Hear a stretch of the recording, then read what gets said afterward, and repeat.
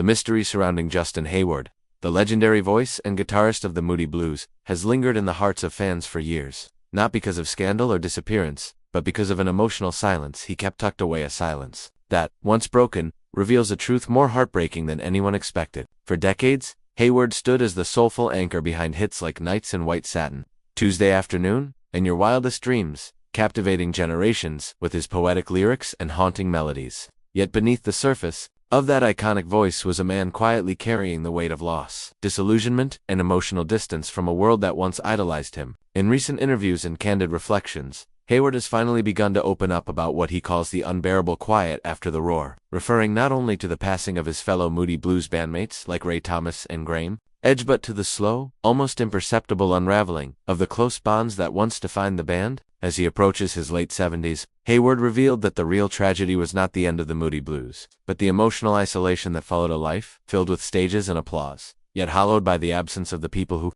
helped him build it. The mystery that fans had long speculated about, why Hayward often withdrew from public appearances, why a proper reunion never materialized, why his solo work felt so haunting, was never about ego or decline. It was grief, quiet, unspoken, soul-wrenching grief. He admitted that for years he couldn't bring himself to listen to the band's old recordings, because hearing the voices of his departed friends brought on a sense of loss that words could never describe. Even now, as he tours solo, performing stripped-down versions of beloved classics, he does so with a visible melancholy, often looking skyward mid-performance, as if searching for something that used to be there on stage with him. The mystery, then, was emotional rather than physical, a man surrounded by sound, yet privately consumed by silence. He also revealed that he had kept dozens of unfinished songs tucked away in drawers, compositions written in the aftermath of each bandmate's death, too painful to share, too personal to publish, and, till now, he's finally considering releasing them, not for chart success, but as a tribute, a final emotional offering to the brotherhood that shaped him. And while fans longed for a Moody Blues reunion, Hayward gently confirmed that it was never truly possible because the emotional wounds ran deeper than any public knew, and not all of them healed with time. The man once seen as the romantic dreamer of a psychedelic era has now shown us something even more real,